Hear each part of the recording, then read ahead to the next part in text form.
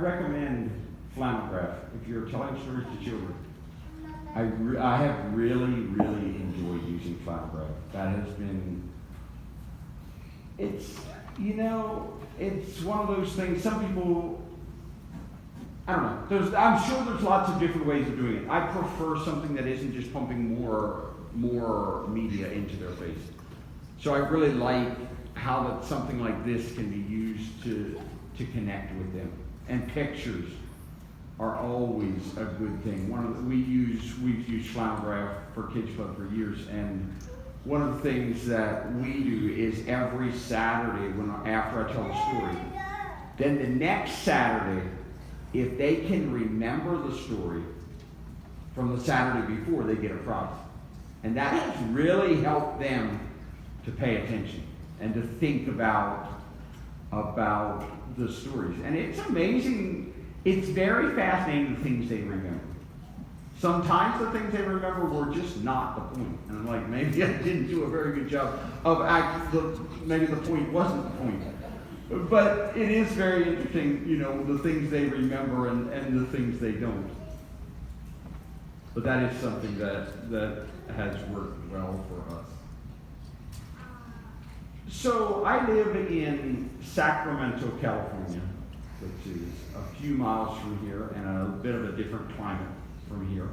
When I talk with my parents, I can't believe how much snow you get here.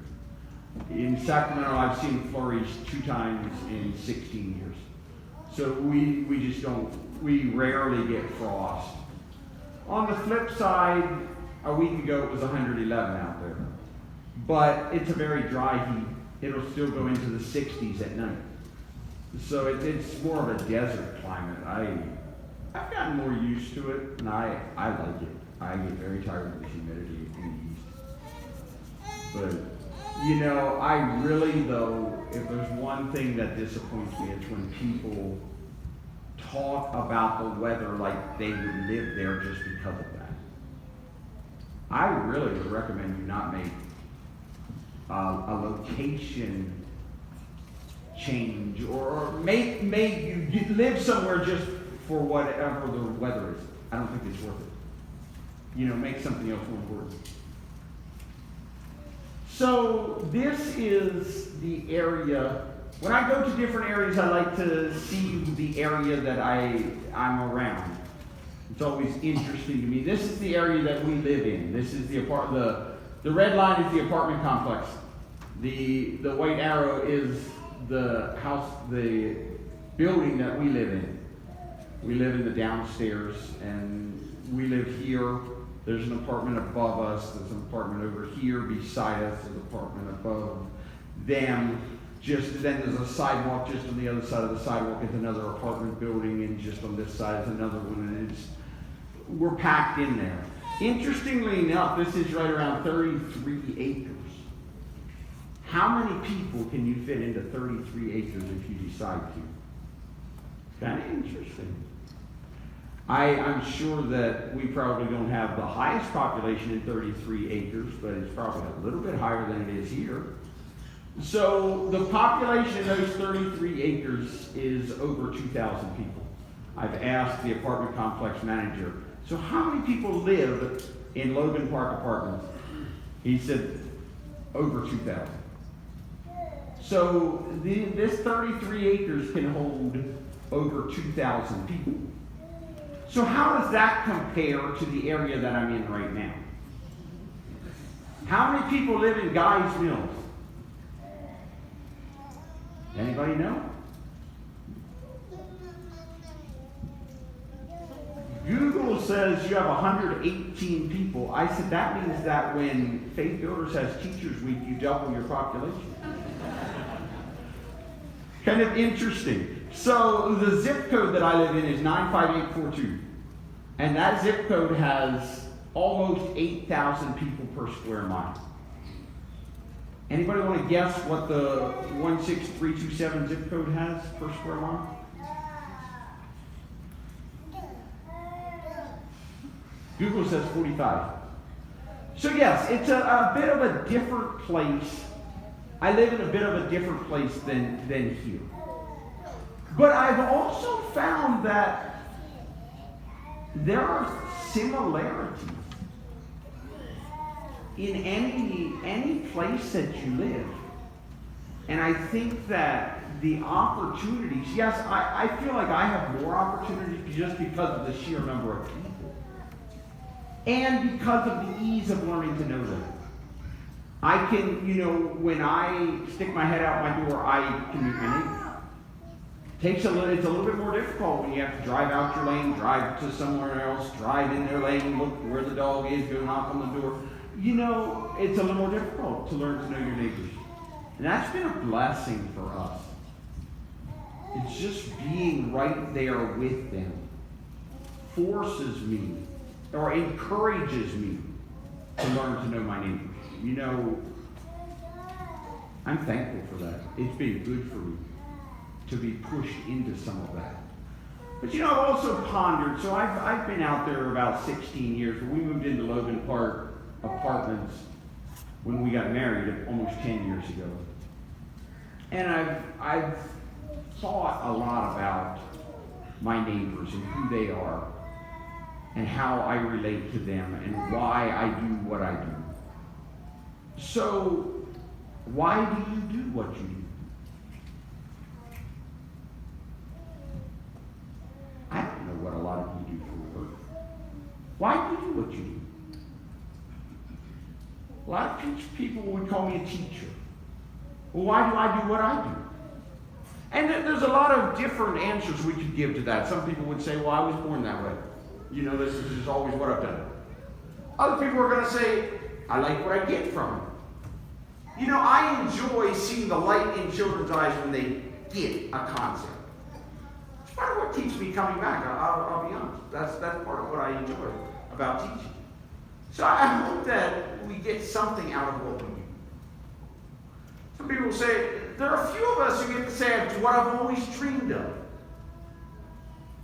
Some people might say, well, my spouse makes me do it. Or encourages me. Some people might say, well, I don't really know. Some people say, well, it's what I enjoy. And some people might even say it's what God gave me. Those are all probably valid reasons. But I tell people that for me, the reason I do what I do is because it's my job as a steward. The Bible talks in numerous places about being a steward for God. And I think about it often. In fact, just above my desk in my office, I have this verse on the wall. Moreover, it is required of stewards that they be found faithful. Well, we can look at it and say, well, what are we stewards of? Or are we stewards of anything? I say yes. That's a good part of the reason that I do what I do. Because I believe I am a steward, because I believe God has given me so many things. Things that I didn't choose. God chose for me to be born in the United States. I work with a lot of people from Afghanistan. Do you know how thankful you should be you don't live there right now? And it's getting worse. You have been given an incredible gift by being born in the United States, and you didn't choose that. I didn't either. Is it possible that God would say, I'm giving you that as a steward, use it well? I was born into a Christian home. Most of you were. Is it possible that God is saying, I gave you that gift, use it well? I was born into a stable family where divorce was never on the table. I didn't choose that. God gave it to me. It was a gift. Most of you were born into families like that too. Is it possible that God is saying, use that well? Because I've given you a gift. I believe God is telling us that. To use what we've been given well. We've been given so many things. I realize that I've been given the gift of good relationships. I have thoroughly enjoyed this weekend, being able to see relatives and family and friends that I haven't seen in quite a while. And I talk to my neighbors and say, are you going to go to a family get-together over Christmas? No, my cousin and I don't like each other. My mom and I got into an argument. My uncle said he'd kill me if he ever sees me again. And I realized what I've been given. Are there any ladies here who are dating right now?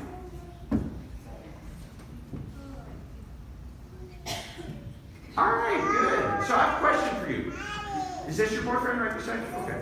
Question for you. How long have you been dating? 6.5 months. Okay, good. So 6.5 months ago, when you were getting ready to go on your first date, did your mom take you aside and say, now take this pepper spray along just in case? She says no. You can ask my wife if anyone advised her to do that when we went on our first date. You know what? We've been given tremendous relationships. That's something we don't worry about because we've been given a gift of relationship. Something to be so thankful for. Something I've realized because of my neighbors. My neighbors are teaching me these things. What I've been given. When I go to a church service, we sing together. I love that. And it's amazing when you think about it. We don't even have to sing that well. And we can go to a nursing home or, someplace like that and sing, and they're just amazed. How do you do that? I don't understand that. It's a gift. We've been given a talent. I realize that we work on that. But God put us into an environment that helped us learn that. I've been given the gift of a work ethic. I grew up on a dairy farm. I tell people if God can take me to the city, he can take anybody. From a dairy farm, come on. But I'm thankful for what I've learned. I think it's going to look a little different for my children, but I have a goal of teaching them a work ethic. It's important. My neighbors can't believe that I know how to jumpstart their car. I'm like, well, I don't know, I just know how. We've been given the gift of safety.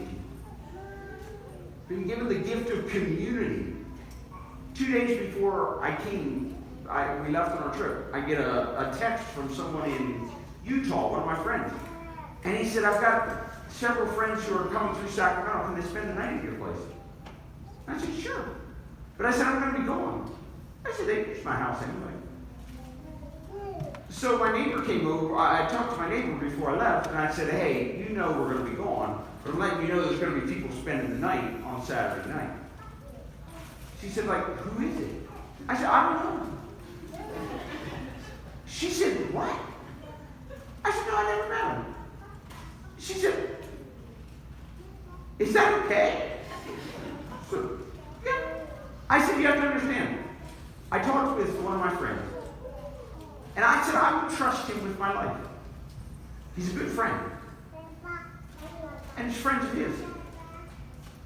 And she can't fathom it. She just can hardly wrap her mind around the fact that I'm totally comfortable with that. And if I were home, I'd have no problem with them staying with my family. That's unknown, almost, outside the unbaptized. It's a gift we've been given. We've been given a gift of boundaries. We know how to set boundaries, and we know how to set boundaries for our children. We know how to just live in boundaries. It's a gift. We've been given the gift of education. I tell people, they can't understand. When I try to describe the school I grew up in, I was homeschooled most of my life, but when I try to describe the church school, they can't hardly get a hold of the idea. I tell them, if you didn't learn to read, it was because you were not capable. All effort was made. We've been given that gift in our communities. Now that we've been given all of those things, how has being a steward changed you? You are a steward of a lot of these things, just like I am. How has that changed you? Or does God change how I do things? 1 Corinthians 10:31 says, whether you eat or drink or whatever you do, do all to the glory of God. I have been challenged with that. Just the fact that Paul doesn't say anything big here.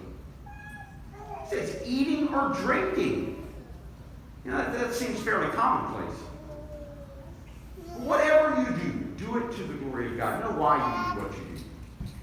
That's something I encourage people. Don't just do things because you did. Know why you do it. Do it on purpose. And you don't always have to understand perfectly why you do it, but do it intentionally.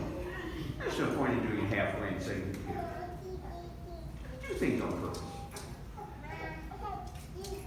Something else that has been helpful for us is leveraging our strengths well. Our culture brings certain strengths to the table that we can use. Children are a tremendous strength. I love worshiping with my children, going to church together with my family. When I walk into the local Baptist church, they say, well, child care's over here, you know, and you can go ahead and go on in, but your children. I said, no, I worship with my family. And I like that in our churches.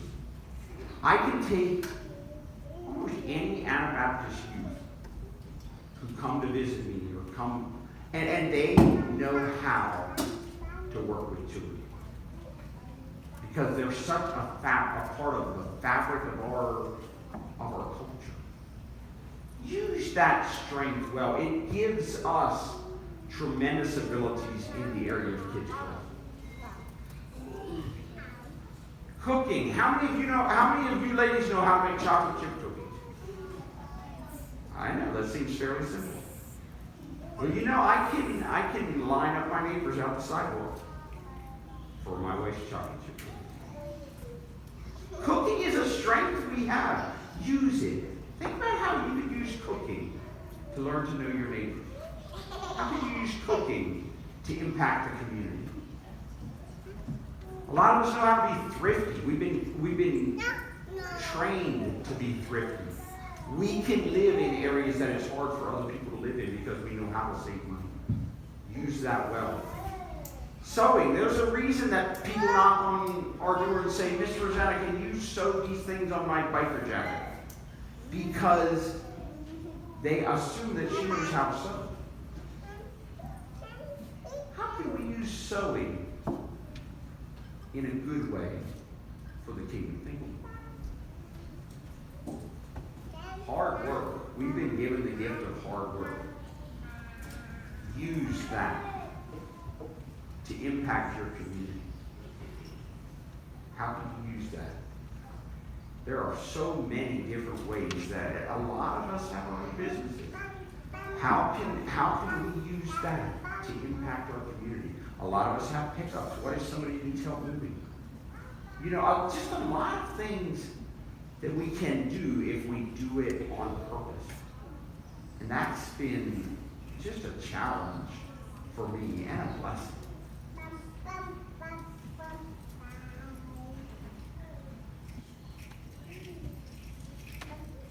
So welcome to Logan Park Apartments,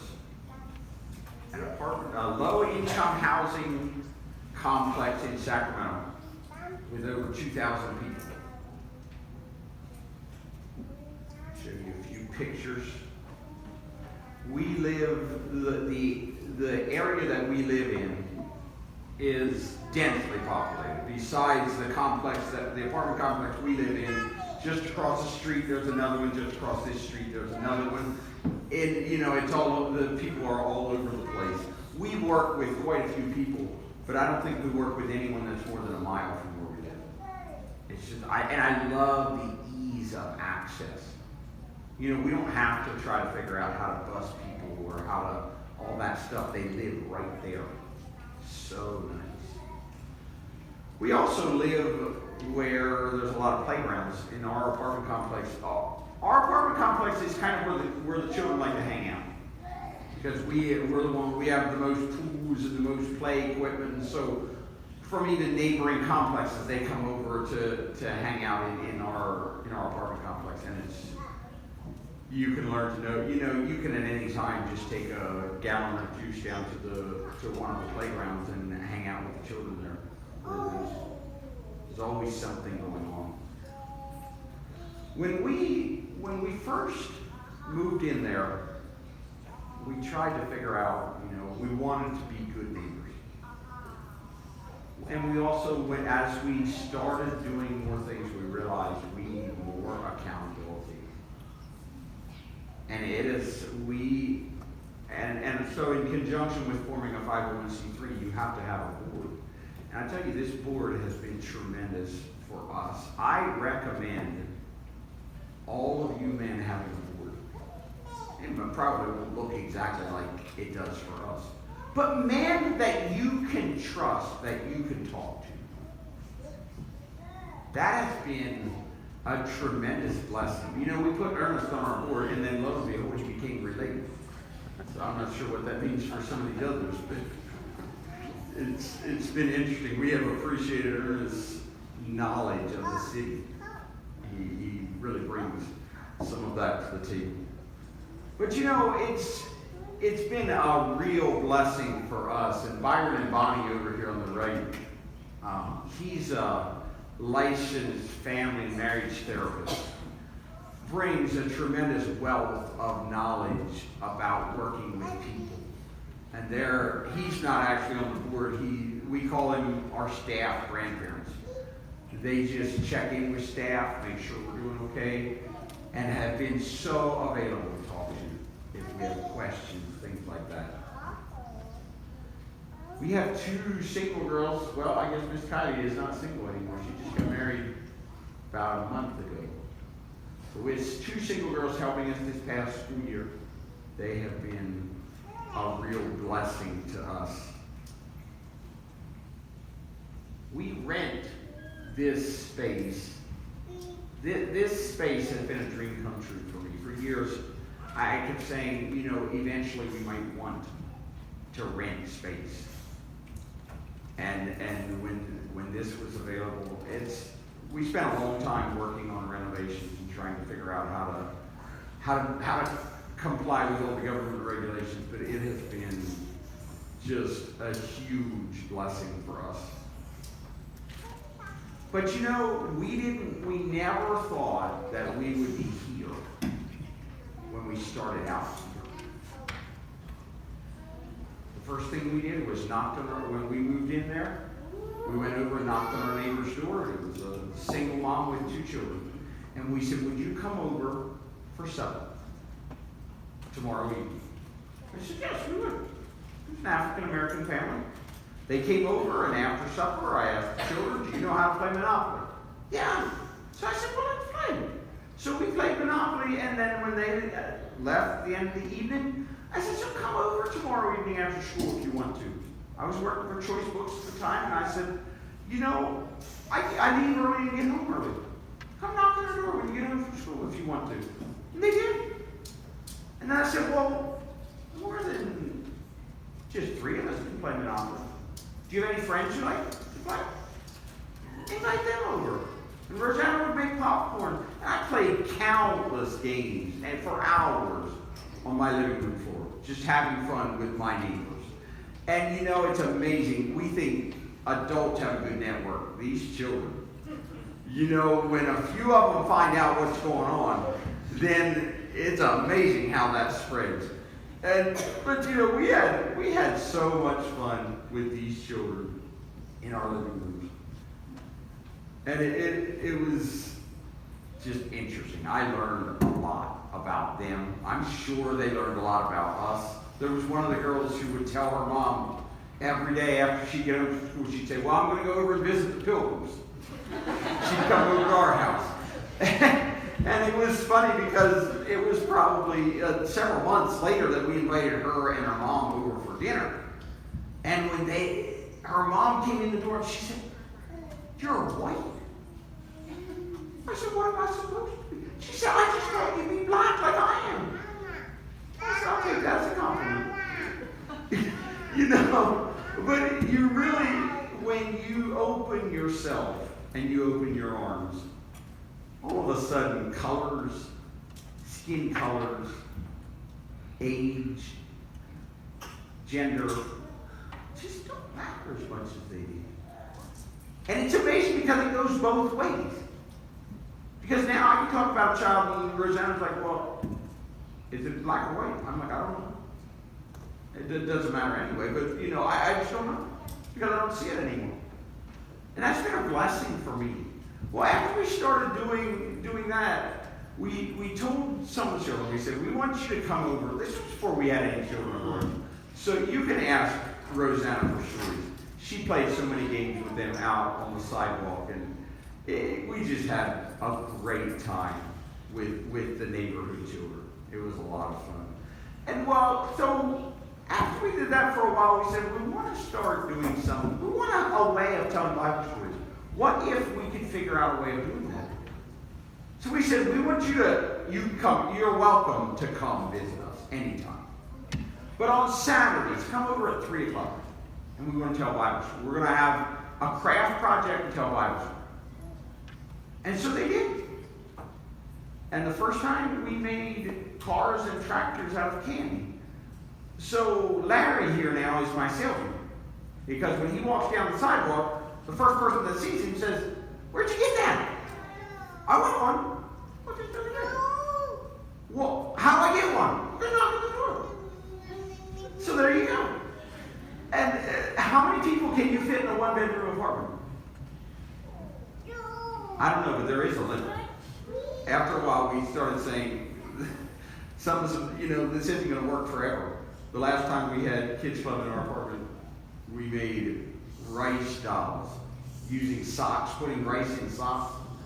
And I picked up rice in my house for a long time after.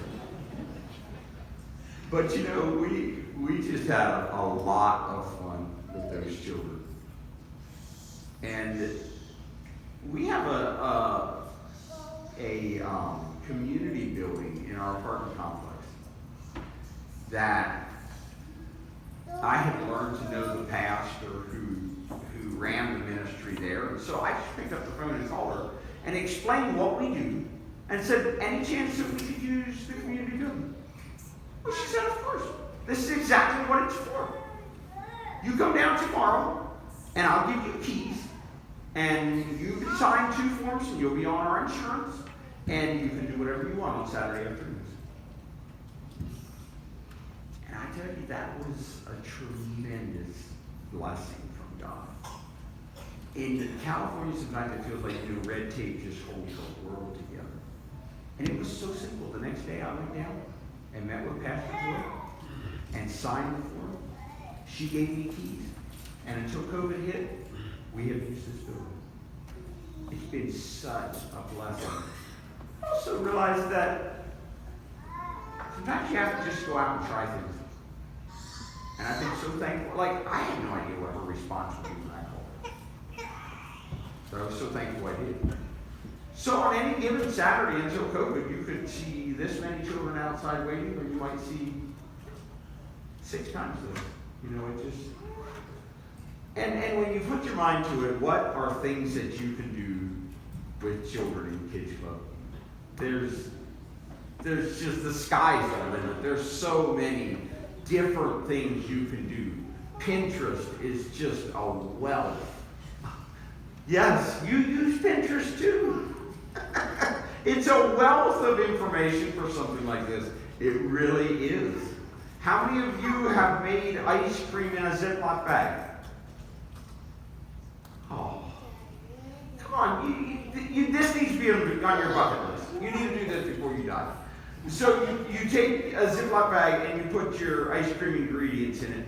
Then you zip it shut. You throw that into another Ziploc, a bigger Ziploc. And then you pour salt and ice into the other Ziploc. And then you just zip it shut and you shake it until the ice cream freezes. And it's so much fun. We do it on the tennis court every year.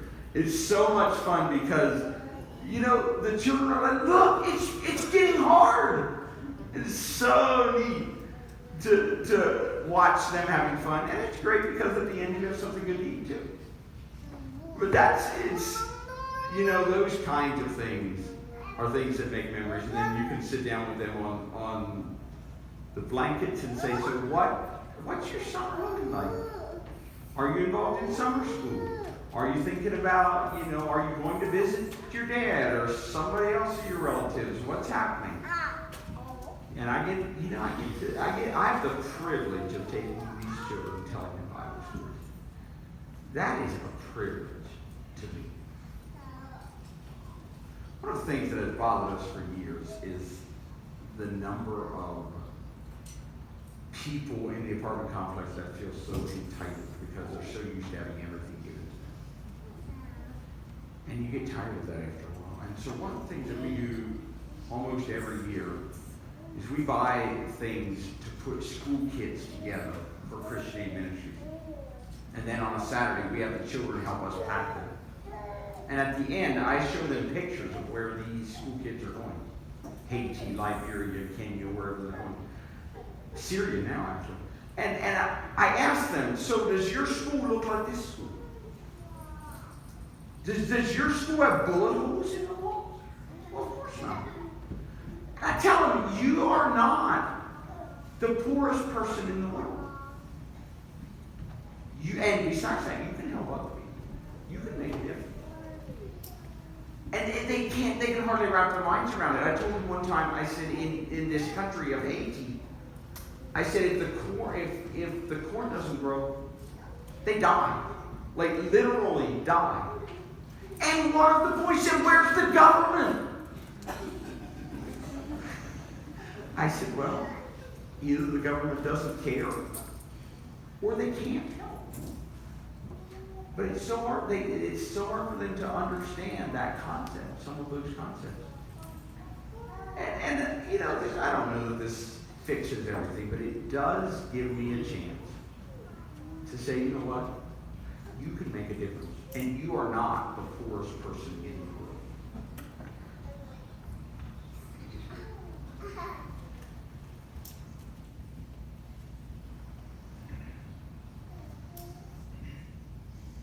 Every week after the Bible story, after the craft project and the Bible story, we have a snack together. It's another good time of sitting down with them. And then we have them come to us and tell us the story from last week. And it's always interesting to hear their versions of what happened. Well, something else that we bring, another strength that we bring from our culture is gardening. How many of you have gardens at your house? See, look at that. Almost all of you. Here, several years ago, I guess about 5 years ago probably, I got a phone call from the director of the Life Center where we do Kids Club. And she said, do you know how to garden? Well, I said, I grew up, like, my parents had a garden. I know something about it. She said, we were talking about you. You seem like the kind of people who know how to garden. She said, the apartment complex manager wants someone to do a community garden. Would you go talk to him? So I walked down to the office and said, so what's this say here about a garden? He said, I will pay for anything you need up to $1,000 if you would do a garden for me. He said, I couldn't. Life Matters doesn't have anybody in the organization that knows how to garden.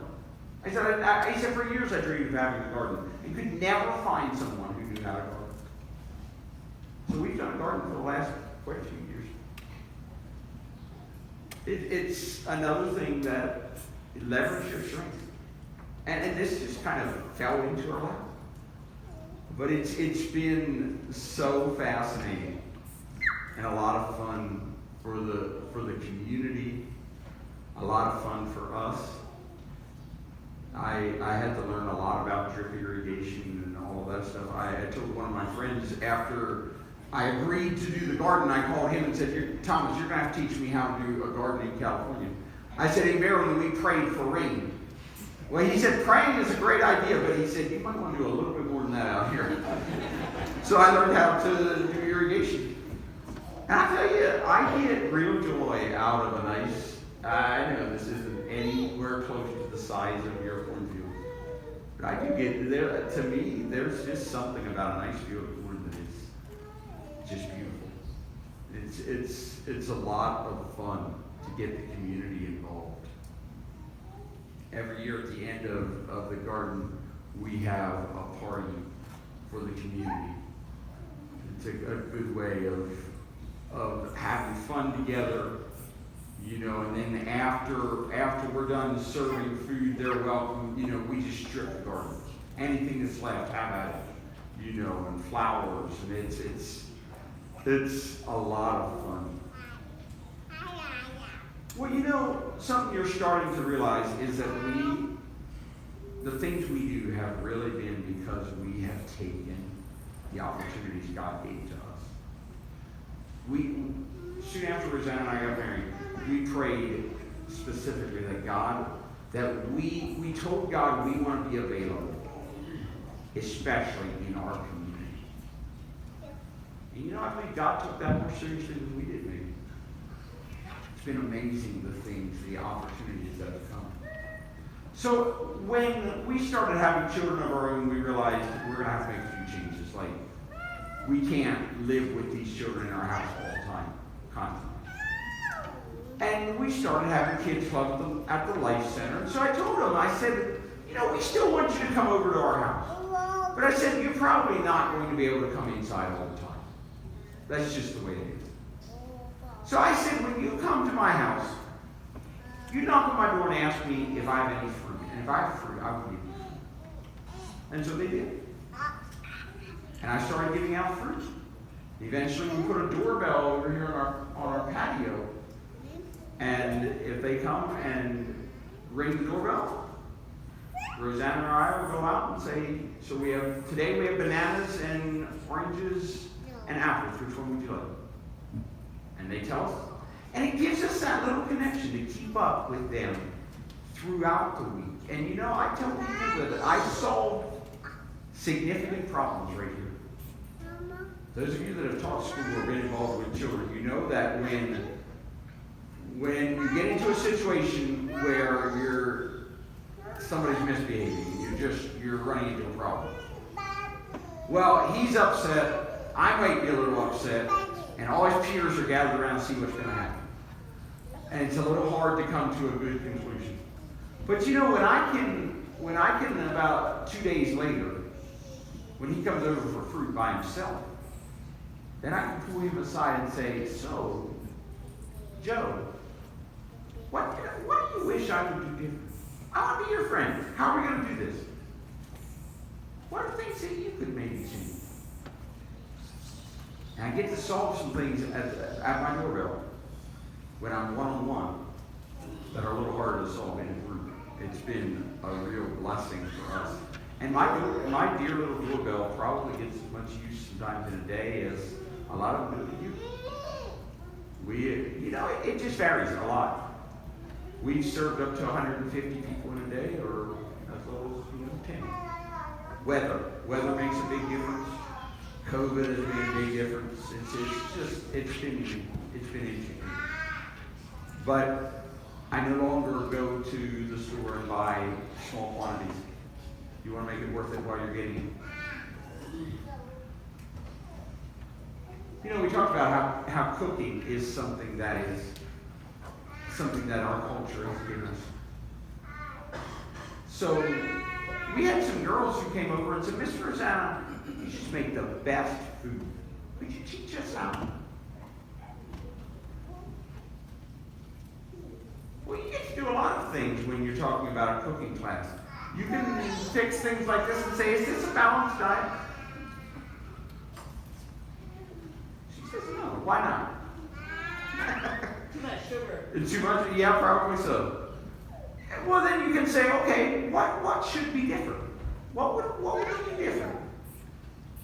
And while you're at it, what colors would look nice together? And then you can say, okay, here. Now show me what it would look like in real life. You can teach so many things in a cooking class besides just how to cook. My wife is the master. And it's a lot of fun. At the end of the cooking class, they have to come to our house and prepare a recipe on their own. And you know what the good thing is? I get to taste test it. And it's a lot of fun. And we have every year at the end, we have a banquet for the girls and invite their parents. And it gives me the opportunity to sit down with some of these parents and say, you know, your daughter made this. Praise her for it. And ask her to do it tomorrow at your house. And if you need 2 cups of flour, come over, ring my doorbell. I'll help you out. Well, you can imagine at the end of a cooking class, they're going to come back and say, so Miss Rosetta, what else do you know how to do?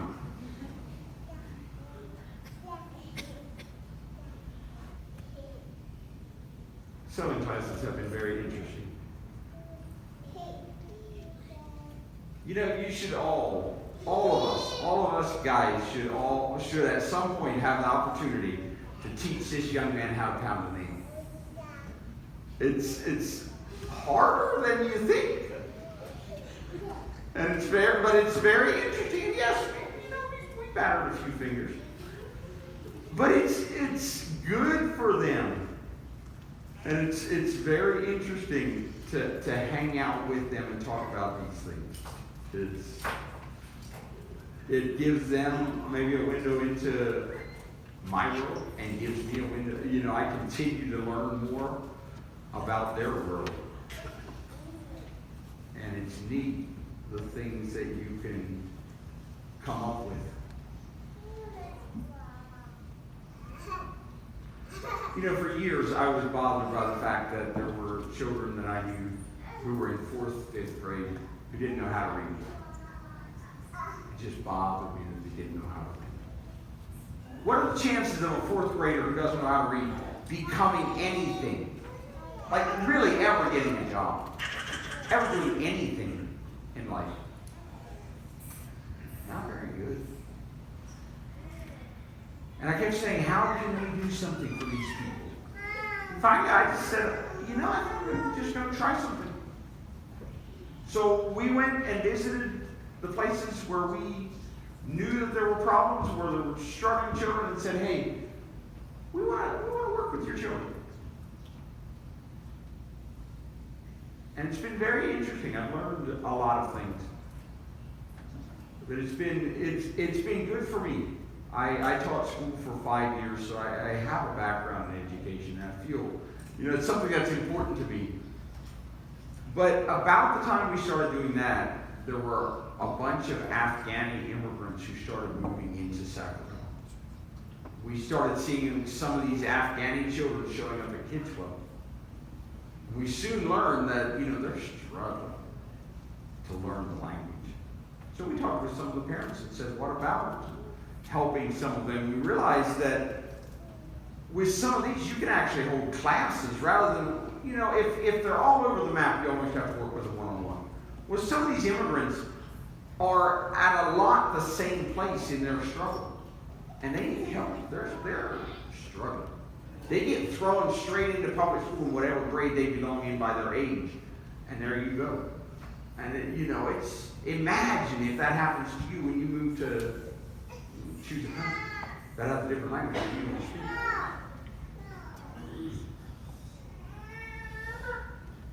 Well, you can see that when you start something like that, there's not really a good ending place. It grows.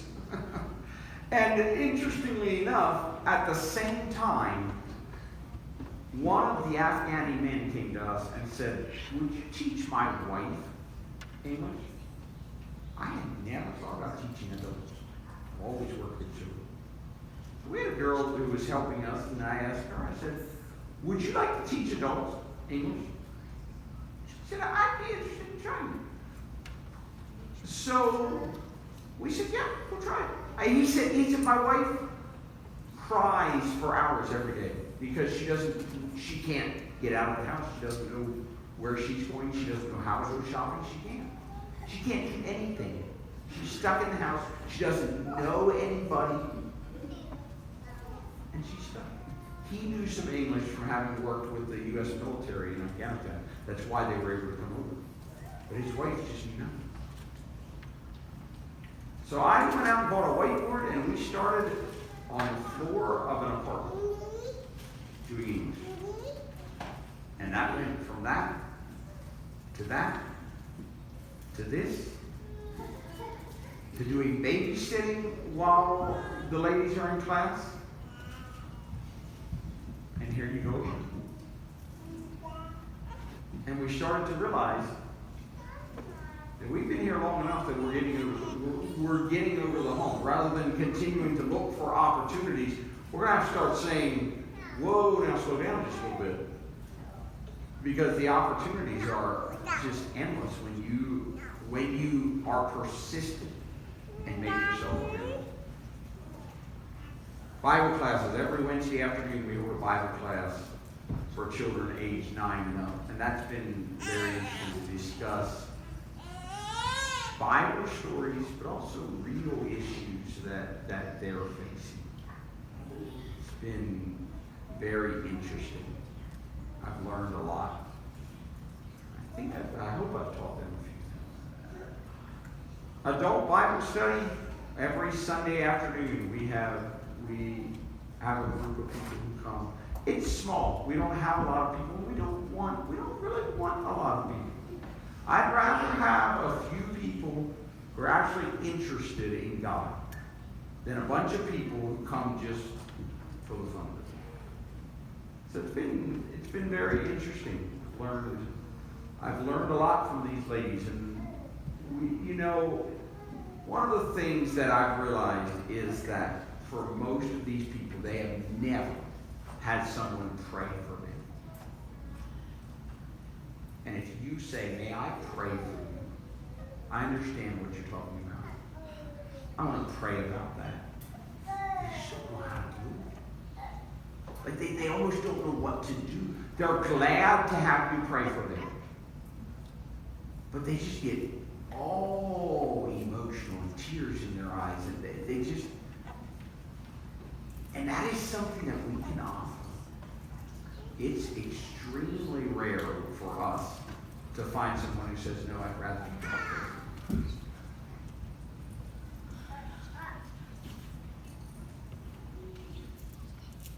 So sometimes you can see all the people, but you fail to see each person. I'll talk a little bit about individual people here. Marion is a young man who came to tutoring one day and sat down with Miss Heidi and said, "So Miss Heidi, do homosexuals go to hell?"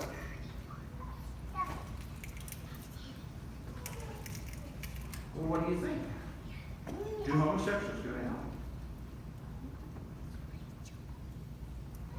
Yeah, we believe they do. But I don't believe they have to.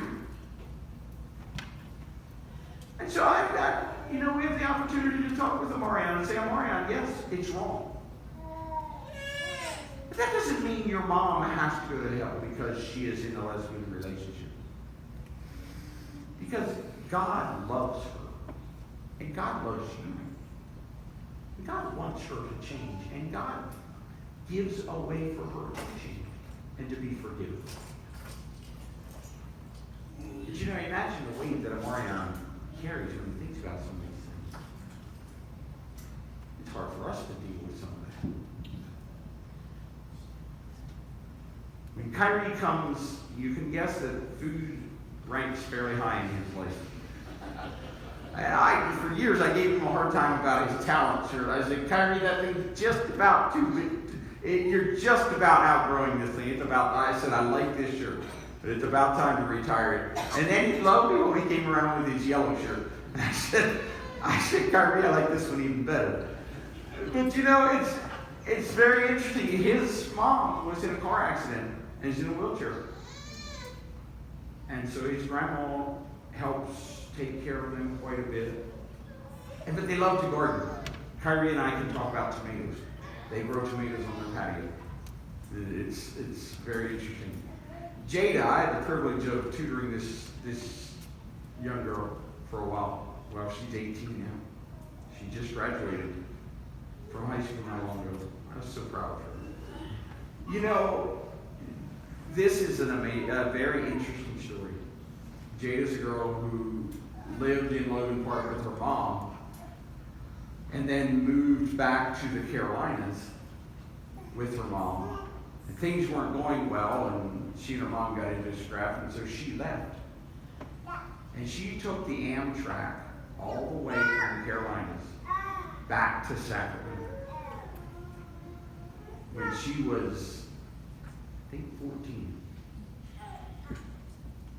And ended up back here in Logan Park, found a family to take her in. Police were looking for her, nobody knew where she was. And she came over for free. I kept telling her that. I said, there's something going on here, because when I ask her questions, she's really, really careful about what she says. Well, eventually, I learned more of the story, and she eventually turned herself in. And the police actually looked at it and said, you know, you're probably doing better where you are than with your mom. So as long as we know where you are, and you're doing well, you can stay there. So she is.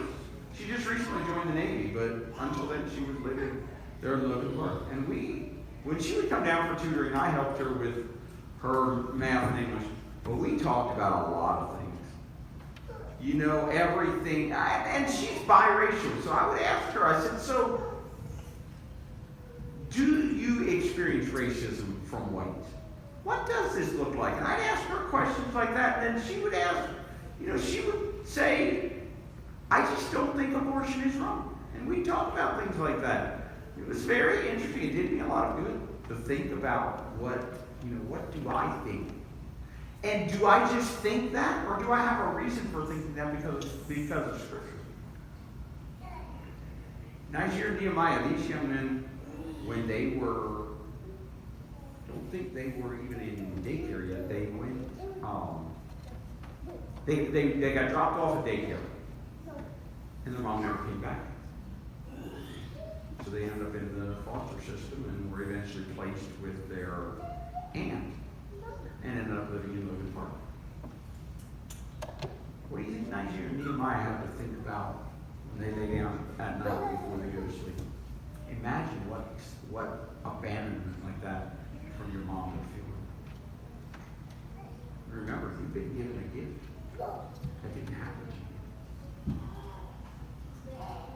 Zytira, all of those stories I could tell about this young lady. She doesn't live there anymore. She was so much fun. If she was having a good day, it was going to be a really good day. If she was having a bad day, it was going to be a really bad day.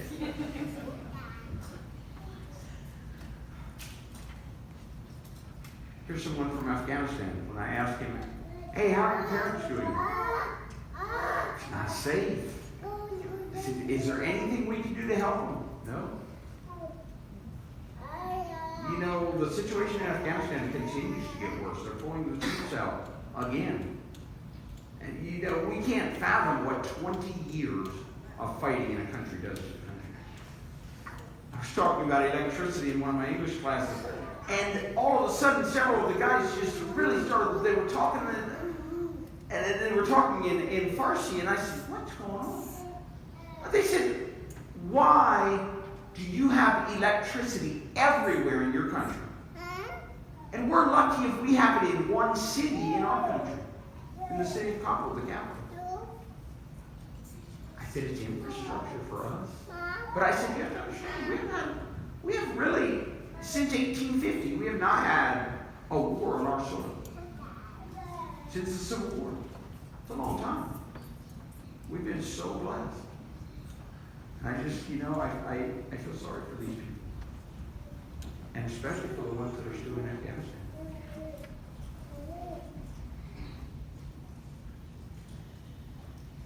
I've been so thankful that God has allowed me to live where I do and do the things that I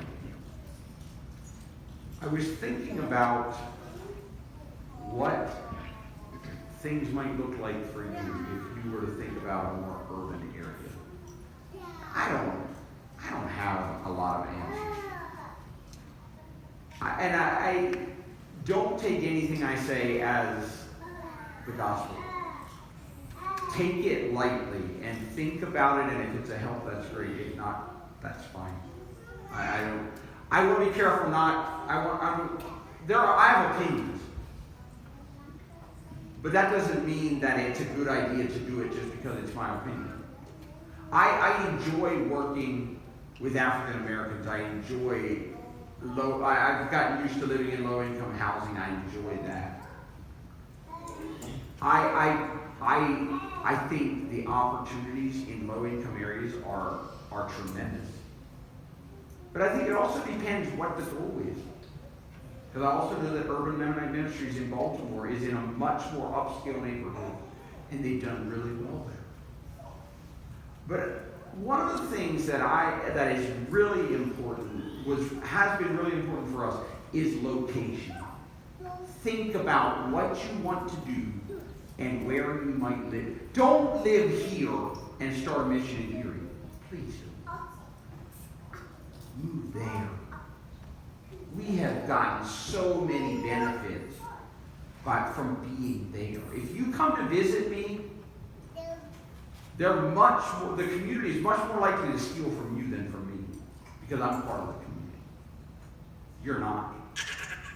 We've reaped so many benefits from learning to know people that we now have relationships with, and they encourage us. We have a girl coming to Bible study right now who, when we started doing Kids Club, came to Kids Club, some of our first Kids Club.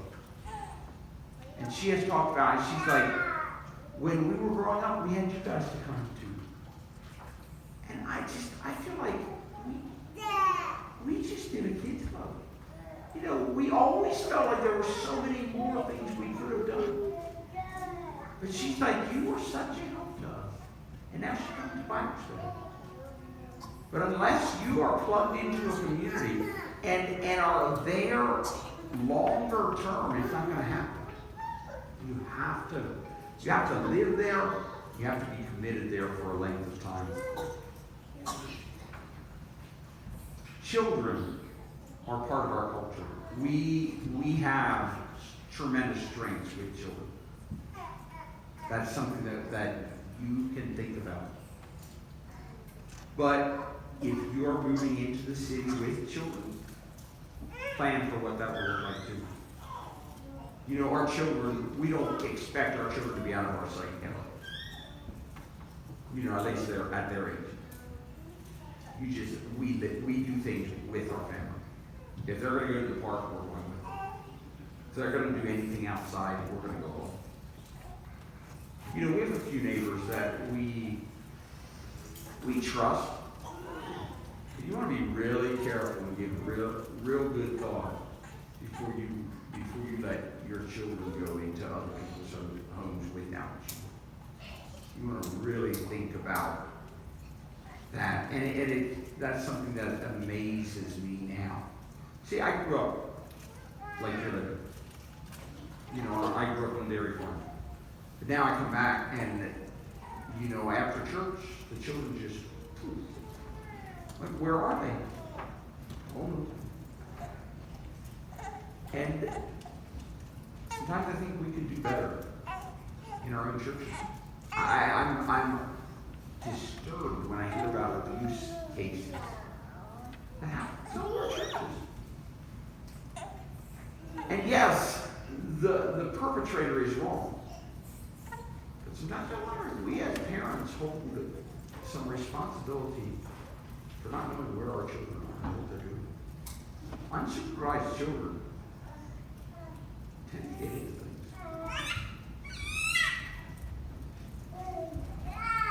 One of the things that Rosanna and I have worked on and continue to work on, and I'm far from perfect in, is a thankful attitude. You know, we've had, I can tell you all the good things, I can tell you all the bad things. Which one do you want to hear? You know, we've had neighbors who, we moved, within the first year, we moved twice because of neighbors who hated us because of all the children that were coming around. We have to decide, what do we do? We weren't necessarily in the wrong. We didn't have to move. But we moved to try to keep the peace and to try to be friends with these people.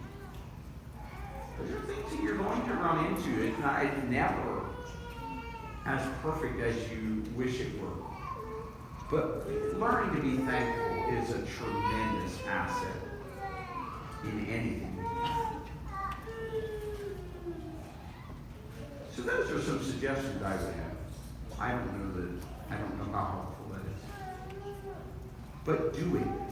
Don't just talk about it. You've been given too much. You know, in the story of, when Jesus tells the story of the talents and the king, he basically said, you can take your talents and bury them, or you can take them and invest them.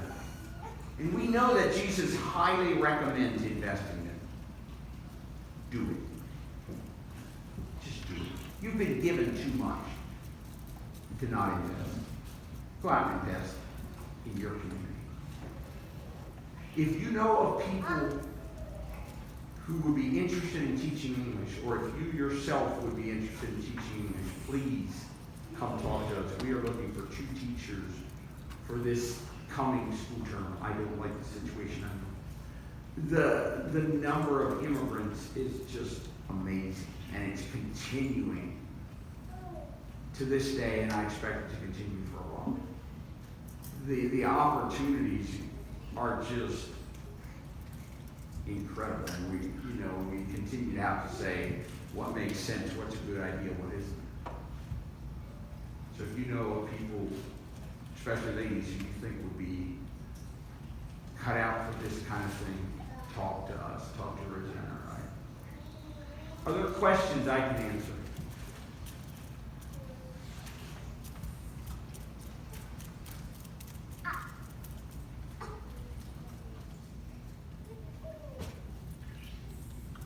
Was it that boring? Do you ever have a time where your children fight and they get in trouble and you have to talk to their parents like legally? Do you ever get into that? Or something happens or a kid beats up on the other kid? We've had a few fights in the Life Center. It was only about twice where, it was actually a knockdown fight where I didn't get in the middle of it before it got really bad. We have never had a case where it's gone to the police, and we've had to deal with that. But yes, I especially if someone is bloody, or if there's marks, it's a good idea to take them to their parents and explain what happened. Just to make sure that they know what's going on. Do you have consequences against that? Like when a child does that? Oh yeah, I kick them out. See, I can do that because everyone walks to the Life Center. So I can actually say, look, I'm sorry, you're done. We'll see you next week. And if they won't go, then we have a nice procession to get off the mom. And we do. We hold up enough leverage to give us some advantage. I can say, when you come to my house for fruit, it's not happening this week. Unless you're going to listen. So I've got a few things in my back pocket that I can use to leverage some of those things. But I try hard if I see things escalating to get in the middle of it. Get in the way before they start hurting each other. That's something that I learned. I've done some work in the public school, and that's something that I learned. Use your body. For me, if they're trying to get in the way, if you use your hands, you can leave marks if you grab somebody. If you use your body, they run into you. You're not leaving marks.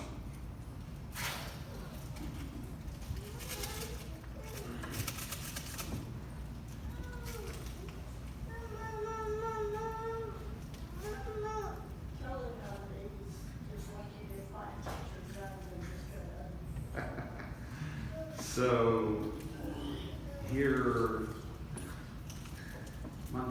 2 months ago. One of our teachers was planning on getting married, and so we were looking at their class, and I said, they know enough English. There are some of the students that have been with us the longest. They know enough English that I think we're not going to offer class for them next year. So I said, just, mention it sometime in class that you're getting married. This class will be offered. The next level class will not be offered next year. And Miss Kylie texted me and said, we're fixing to have a revolt down here. You might want to come down and talk with these people. They are not happy, and they want to talk to Mr. Laverne. Because she said, I told them what you said, and they said, who decided that? And she said, I said, Mr. Laverne. We want to talk to Mr. Laverne. So imagine, here comes Mr. Laverne walking into this room full of Afghani ladies. They all stand up and I say, so what's happening? We want class next year. I said, why?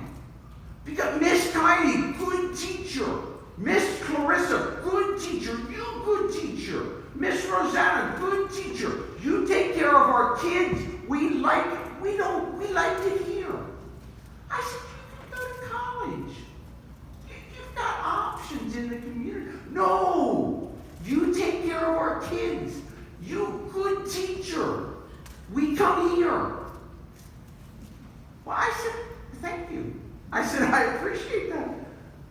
But I said, I want to help you, and you, and you, and that person. And I said, too many. 5 more teachers. I said, that's hard. It is very difficult. But I said, I will try. And I said, I will pray. And we left it at that. And they said, thank you, teacher. And then it's very interesting. And I love these people. They bring richness into my life. I've learned a lot from them. It is hard to find teachers. Yeah, and I know I'm not the only one saying that. We've got lots of schools represented in a lot of different places that are saying the same thing.